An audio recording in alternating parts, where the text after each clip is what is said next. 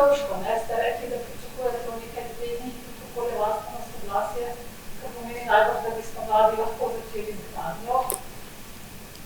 No, tukaj bi povedal, da mi pričakujemo, ne, glede na to, kakšna je zakonodaja, pa kakšne so aktivnosti različnih skupin in interesnih skupin, kakšne pritožbe, in to bo vzelo potem še par tednov, ne. Pač taki so postopki. Tam nekje v sredini letošnjega leta. Gradbeno podjetje imate že zbrano? Ne, imamo pa gradbeno dovoljenje. Da bi pa potem se lahko pričakovali prve izdelke? Aja, to pa surovine mislite, ne končne izdelke. To bo pa ta izgradnja bo trajala tam 3 leta. 2 leti do 3 leta. Ker to je zelo velika stvar, ne. To ni, bom rekel, majhna. Mi tudi v naslednjih dnevih, v sredini drugega meseca, to se pravi sredini februarja, obveščamo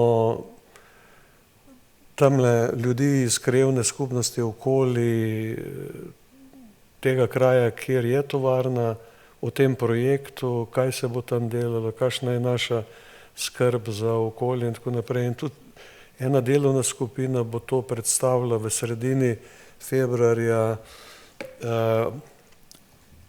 na občinskem svetu, članom občinskega sveta občine Krško, ki je zdaj mestna občina Krško.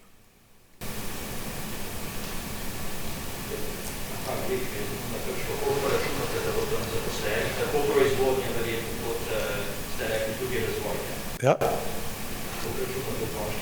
To jih bo več 100.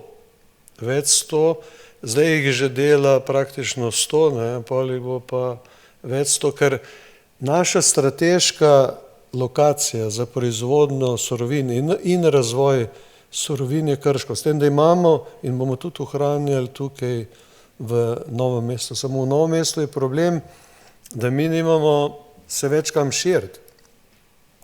Ne? In to je to.